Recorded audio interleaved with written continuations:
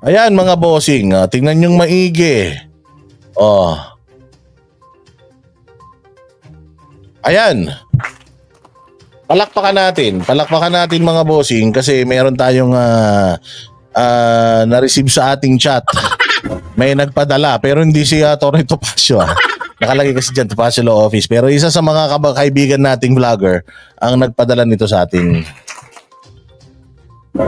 Ayan, so ang system mga bossing ay hindi ba noong ito mayroong illegal possession of firearms na isinampa ang kapulisan kay dating Congressman Arnie Teves.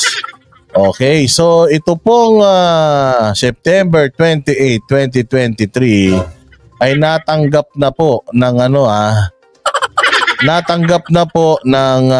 law office ni Atty. Topacio itong galing sa DOJ na resolusyon. According dyan sa resolusyon niya, pinakita ko lang yung unang pahina.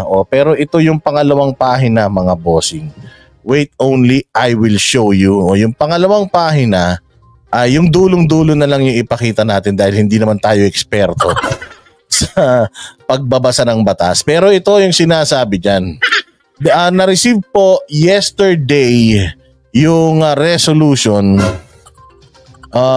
Ayan po ang resolution. Sinasabi po dito, wherefore the undersigned respectfully recommends that una, yung attached information for illegal possession of firearms under Section 28 Republic Act number 10591 against respondent Jose Palo Gimarangan be approved and the complaint against respondent Arnulfo Teves Jr.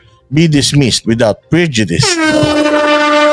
So ordered. So City of Manila, August 8, 2023. Natanggap po ng opisina ni Topacio according dun sa stamp. Natanggap po yan ng September 28, more than 1 month.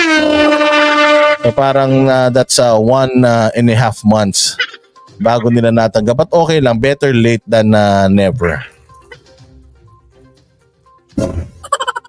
Ayan, so sa makikita ninyo, yung sinasabing mga nakitang mga kung ano-anong mga baril-baril, hindi lang natin alam kung ito ba yung doon sa kanyang bahay o ito ba sa may asokarera. Hindi lang natin sure. Pero ito ay sa probable cause pa lang po ito Sa prosecutor pa lang po ito. So hindi po nila nahanapan ng probable cause dahil 'di ba noon pa naman may umuugong-ugong na na-dismiss naman na yan noon pa gawa ng or madi-dismiss yan kasi nga naman wala naman dun si Teves Kasi nga yun nga yung sinasabi natin, illegal possession. So you are possessing an illegal firearm or undocumented firearm. So pag sinabing possession, nasa posisyon mo, nasa iyo.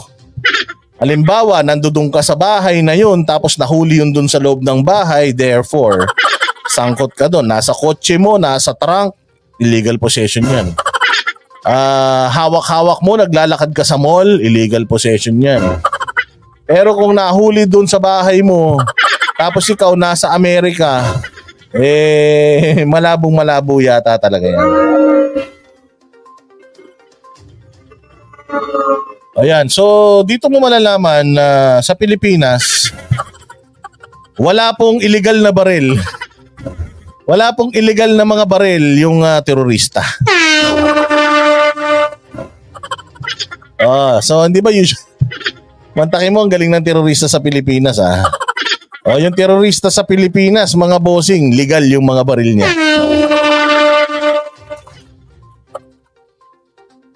Saka naman makakita ng teroristang ganyan. Samantalang yung mga terorista sa ibang bansa, walang habas na nagpapasabog ng kung ano-ano yun. Madamay, bata, matanda, girl boy, bakla, tomboy. Pero dito sa Pilipinas, dito ka lang makakita na tagged as terrorist.